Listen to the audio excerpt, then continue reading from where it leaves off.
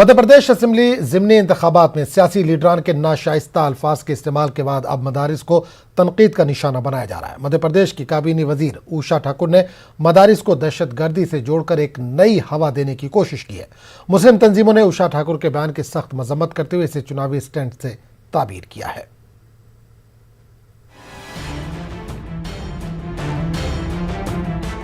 Madhya Pradesh assembly ज़िमनी इंतखाबात में अपनी कामयाबी को यकीनी बनाने के लिए सियासी पार्टियों ने अपनी पूरी ताकत झोंक दी है। पहले कई लीडरों के जरिए खवातीन को लेकर नाशाइस्ता अल्फाज का इस्तेमाल किया गया और जब इससे एमपी के सियासत में ज्यादा हलचल पैदा नहीं हो सकी तो अब मदारिस को दहशतगर्दी से जोड़ते हुए मध्य प्रदेश की काबीनी वजीर उषा ठाकुर का बयान सामने आया है। काबीनी वजीर उषा ठाकुर मुल्क में शिद्दत पसंदी के लिए मदारिस को जिम्मेदार मानती हैं। बंधु, यदि आप इस देश के नागरिक हैं तो आप देखिए कि सारा कट्टरवाद, सारे आतंकवादी मदरसों में पले और बड़े हैं। जम्मू कश्मीर को आतंकवादियों की फैक्ट्री बना के रख दिया था।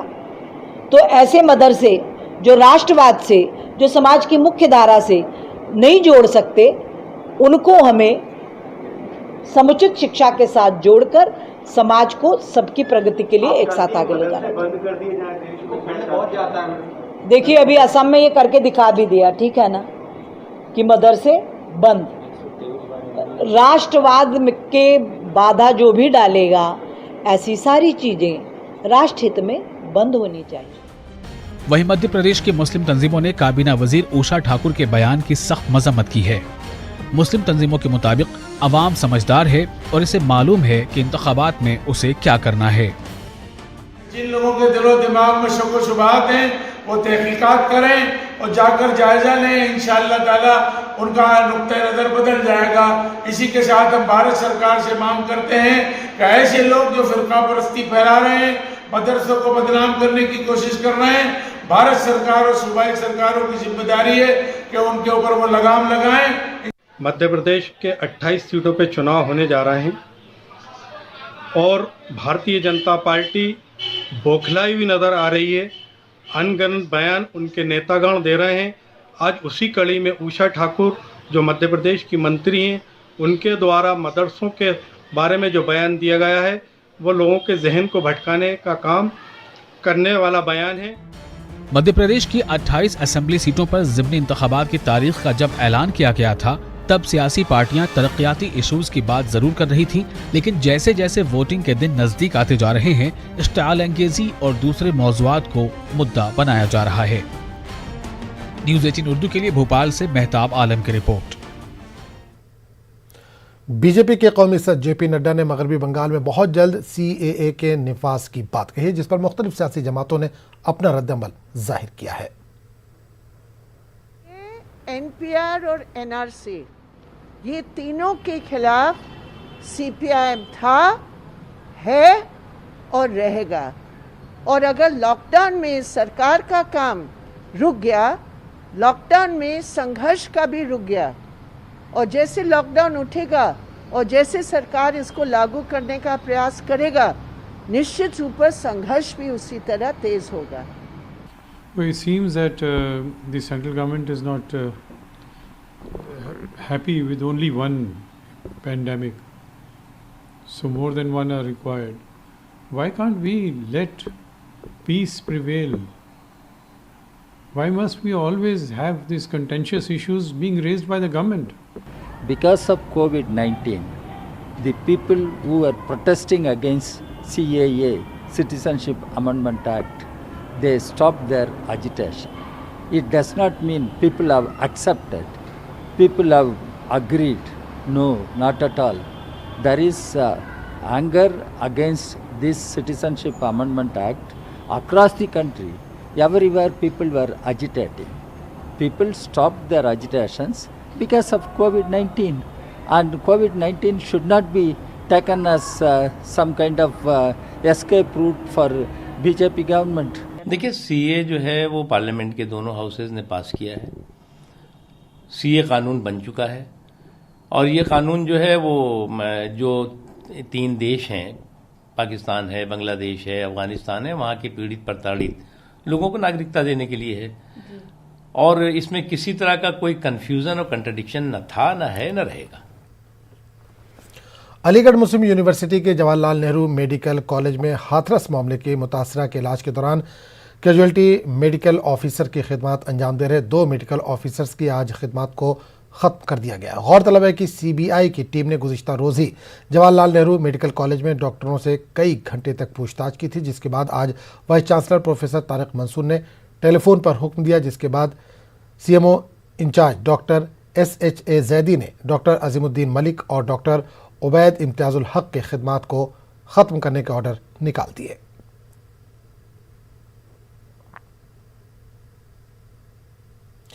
यूपी के दीनी मदारिस में ज़ेर तालीम ज़्यादातर तलबा का ताल्लुक रियासत बिहार और मगरबी बंगाल से। लॉकडाउन के बाद तमाम दीनी मदारिस के बच्चे अपने घरों को चले गए थे। योगी हुकूमत ने इमदाद याफ्ता दीनी मदारिस को अब खोलने का हुक्म दिया है। दीनी मदारिस खुल तो गए, लेकिन बैरूनी तलबा के ना होने से बेशतर मदारिस में तलबा की हाजिरी ना के बराबर है।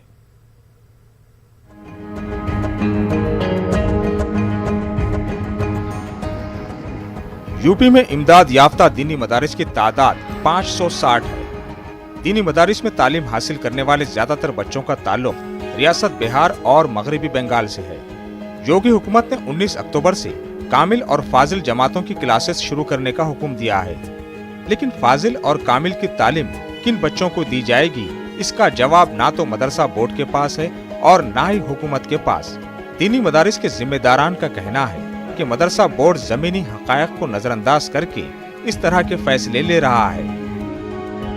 ये जो हमारा बोर्ड है, उत्तर प्रदेश मदरसा तालीमी बोर्ड, सबसे बड़ी खराबी ये रही है कि वो सारे फैसले टेबल पे बैठ के खुद करते हैं, कभी माहिरीन को उसमें शामिल नहीं करते।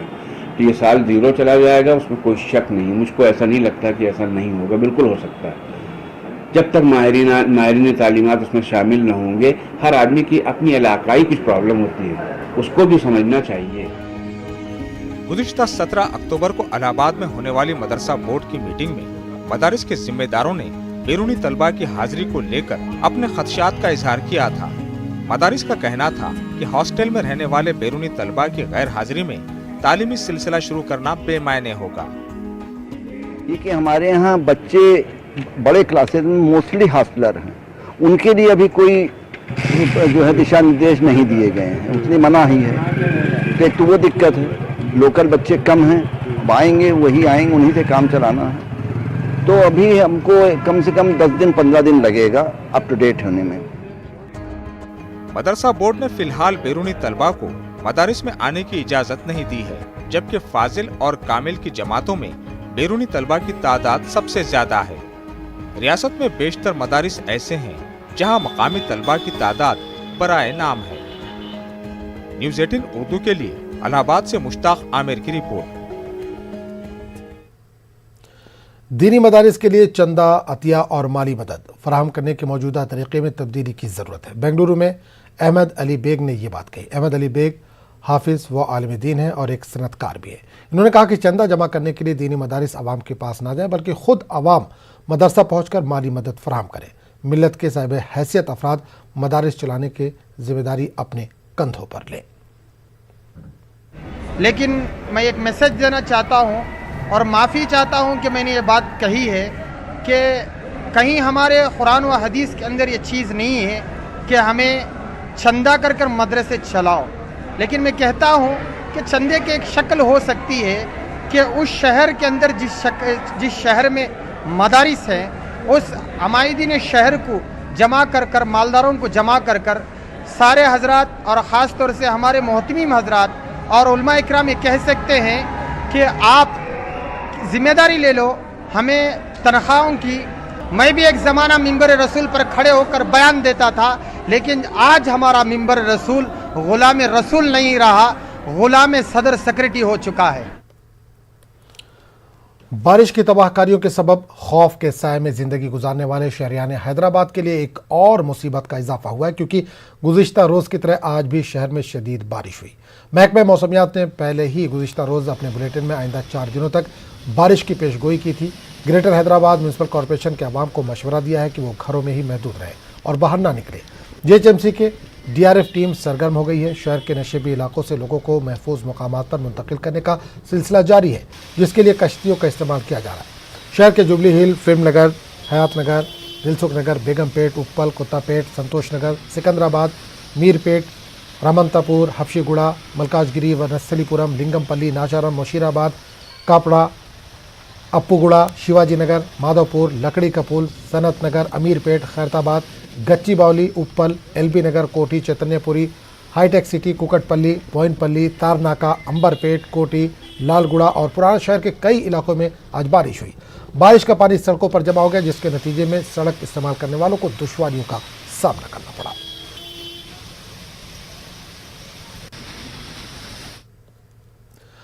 हैदराबाद पुराने शहर के इलाके फलकनुमा, चंद्रायन गुट्टा, हाफिज बाबा नगर में सैलाब का पानी कम हुआ है। अलजुबैल कॉलोनी, अली नगर, कचरे की सफाई की जा रही है। शाहीन नगर का इलाका उस्मान नगर अभी भी पानी में महसूर है।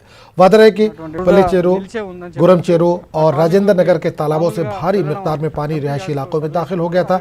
जीएचएमसी का अमला पानी की कमी के बाद नालों की सफाई कर रहा है। फलकनुमा ब्रिज अभी भी ट्रैफिक के लिए बंद है। नशेबी इलाकों से लोगों को हटाया गया है। इन इलाकों में बिजली सप्लाई नहीं है। पीने के पानी का भी मसला है। आज फिर बारिश से लोग परेशान हो गए हैं।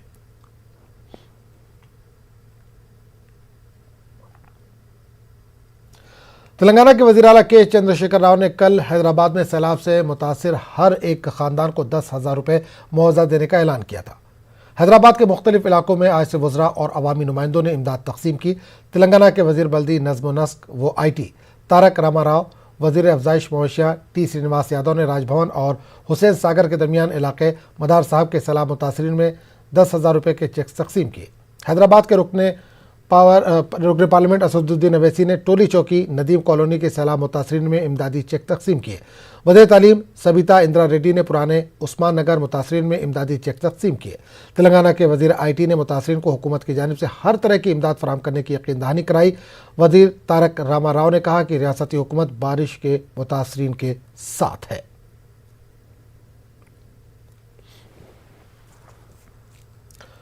वज़ीर-ए-आज़म नरेंद्र मोदी ने कोरोना वायरस के मौजूदा हालात पर कौम से खिताब किया। अपने खिताब में PM मोदी ने कोरोना वायरस के खिलाफ जारी जंग के बारे में बताया और लोगों को तंबीह की कि किसी भी तरह के ढिलाई से कोरोना इन्फेक्शन की रफ्तार जो कम हुई है एक बार फिर बढ़ सकती है।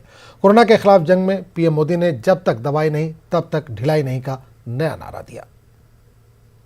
साथियों, जब तक इस महामारी की वैक्सीन नहीं आ जाती, हमें कोरोना से अपनी लड़ाई को रत्ती भर भी कमजोर नहीं पड़ने देना है।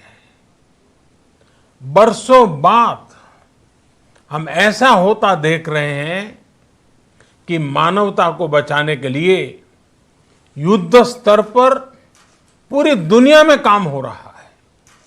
अनेक देश इसके लिए काम कर रहे हैं। हमारे देश के वैज्ञानिक भी वैक्सीन के लिए जी जान से जुटे हैं। भारत में अभी कोरोना की कई वैक्सीन पर काम चल रहा है। इनमें कुछ एडवांस स्टेज पर हैं, आशास्पद स्थिति दिखती है। साथियों, कोरोना की वैक्सीन जब भी आएगी वो जल्द से जल्द प्रत्येक भारतीय तक कैसे पहुंचे, इसके लिए भी सरकार की तैयारी जारी है। एक एक नागरिक तक वैक्सीन पहुंचे, इसके लिए तेजी से काम हो रहा है। NCPUL के साबिक रुकन प्रोफेसर पीरजादा फहीमुद्दीन काउंसिल की कारकर्दगी को इत्मीनान बख्श करार दे रहे हैं। प्रोफेसर पीरजादा के मुताबिक कोरोना वबा के बावजूद मौजूदा बॉडी ने अमली मैदान में बेहतर से बेहतर काम अंजाम दिया है।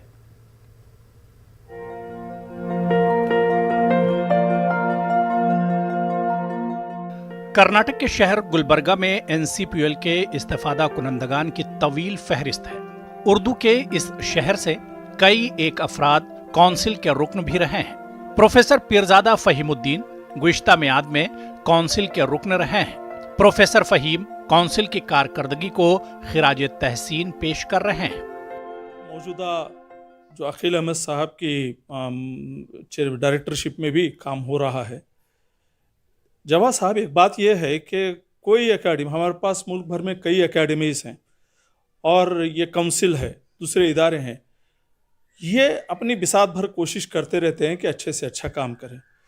एकेडमी के चेयरमैन ने कर्नाटक में बहुत अच्छा काम किया है। महमूद अयाज साहब से लेके अब हाल मुबीन मुनव्वर साहब तक ने सबने अच्छा काम किया है। प्रोफेसर फहीम बताते हैं कि इनकी रुकनियत के दौर में गुलबर्गा के अतराफ के कई कलमकारों ने एनसीपीएल से इस्तेफादा किया। कई एक की किताबें शाये हुई तो कई एक की किताबें एनसीपीएल ने बल्क में खरीदी। शायद ही एक आध या एक नेग्लिजिबल रिजेक्ट हुए होंगे, वरना जो कुछ प्रपोजल यहाँ से गए हैं, गुलबर्गा से गए हैं, उसको एज इट इज़ कबूल किया गया है, चाहे वो बल्क परचेज के लिए हो, चाहे माली आनत के लिए हो, इशात के लिए, या वो छापते हों। लेकिन काफ़ी गुलबर्गा वालों ने एनसीपीएल से फ़ायदा उठाया है और इशात होती रहती है। काउंसिल के मौजूदा डायरेक्टर डॉक्टर अकील अहमद की कारकर्दगी को प्रोफेसर फहीम शक व शुबे से बालातर करार दे रहे हैं। मीडिया में एनसीपीएल के ताल्लुक से चल रही मनफी खबरों पर ताज्जुब का भी इजहार कर रहे हैं। प्रेजेंट हमारी एनसीपीएल की जो अकील साहब की डायरेक्टरशिप में जो चल रहा है, उन्होंने काफ़ी कुछ काम किया। मैं समझता हूँ कि अकील साहब बहुत अच्छा काम कर रहे हैं, बहुत अच्छा हुआ है। जितने प्रपोजल्स यहाँ से गए हैं और हमारे लोग उनसे नाराज़ नहीं है। मैंने कभी किसी से सुना नहीं कि अकील साहब के खिलाफ कोई बात कही गई हो। ओवरऑल परफॉर्मेंस तो अच्छा ही है। मेरा अपना तजुर्बा तो यह है कि बड़ा मुस्बत रवैया रहा है अकील साहब का फ़नकारों के बारे में, उर्दू राइटर्स के बारे में, उर्दू के बारे में बड़ा मुस्बत उनका रवैया रहा है। प्रोफेसर फहीम का कहना है कि एनसीपीएल पर सियासत करना दानिशमंदी का काम नहीं है। इससे फरोग उर्दू के काज को नुकसान पहुंचेगा। न्यूज़ 18 उर्दू के लिए गुलबर्गा से जवाद मीर की रिपोर्ट। कब कौन सा वाकया आपकी जिंदगी का रुख बदल डाले कुछ कहा नहीं जा सकता। ऐसा ही कुछ औरंगाबाद के मारूफ मौलिफ सैयद माजिद जिन्ना के साथ हुआ। माजिद जिन्ना ने पिछले 10 साल में 7 किताबें लिख डाली। ये सब कैसे मुमकिन हो पाया, वो भी एक ऐसे शख्स के हाथों जिसका अदब से कोई वास्ता नहीं रहा। ये जानने के लिए देखिए खास रिपोर्ट।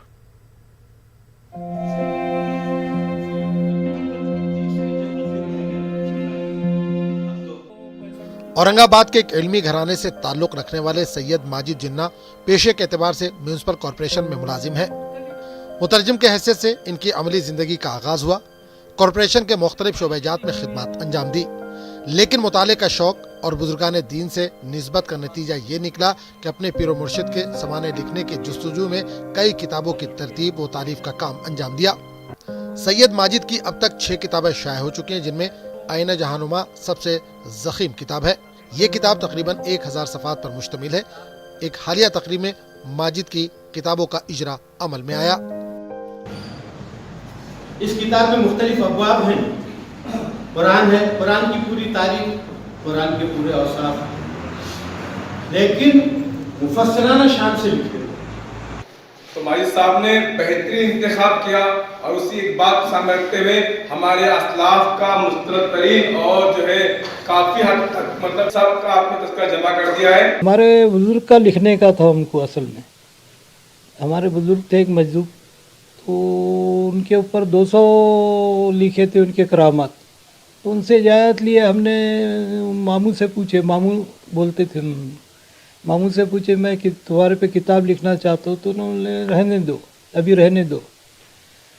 फिर उसके बाद लिखना शुरू किए हमने, तो उनका मुख्तसर सवाने आयात आखिर में लिखे और ये किताब जो इस शक्ल में जो शाया हुई, ये बाद में हमने उनकी भी बात रह जाना, हमारी भी पूरी हो जाना करके ये किताब मुकम्मल हुई।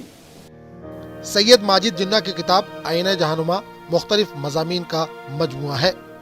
इसके अलावा औरंगज़ेब आलमगीर, मलिक अंबर, मुग़ल बादशाह अकबर आज़म और औलिया इकराम पर किताबें भी इन्होंने लिखी हैं। नई नस्लों को अपनी तारीख और तहजीब से रोशनास करवाने के जुस्तजू में इन किताबों को असर नौ मंजर आम पर लाया गया है। सैयद माजिद की एक किताब ज़ेर तबात है जो जल्द ही मंजर आम पर आएगी। इस किताब में खुलफाए राशिदीन के वाक़यात को पेश किया गया है। कशकोल जहना ही आने वाली है, जो उसका तमत्ता है। ये हमारी पहली किताब आईने जहानुमा का मुख्तलिफ मज़ामीन लिए हुए, उसमें कुछ बादशाहों के, कुछ औलिया कराम, अंबिया कराम, खुलफाए राशिदीन पे मज़ामीन जो है आज तक किसी लोगों के सामने आए नहीं।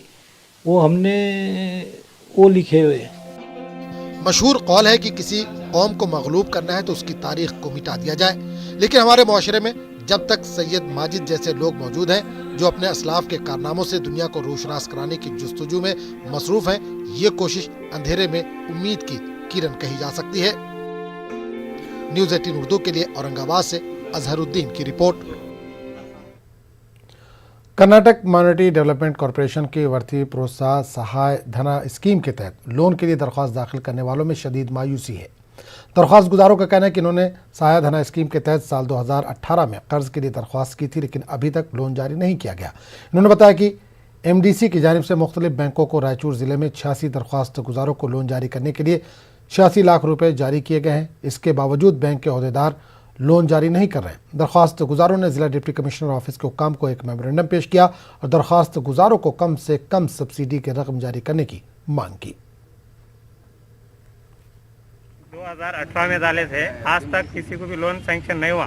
वृत्ति योजना बोल के वो बिजनेस के लिए दिया जाता लोन, वो लोन नहीं देने की वजह ये है डॉक्यूमेंट्स नहीं है, वो नहीं है बोलकर बोल दिए। और जबकि इनका सिलेक्शन हो चुका है, 80 को 6 लोग का सिलेक्शन हुआ, उसमें CS साहब है ना अध्यक्ष है, पूरे कमेटी वाले टारगेट दिए सो है, देने के बावजूद भी है ना आज तक किसी को लोन रिलीज नहीं करे।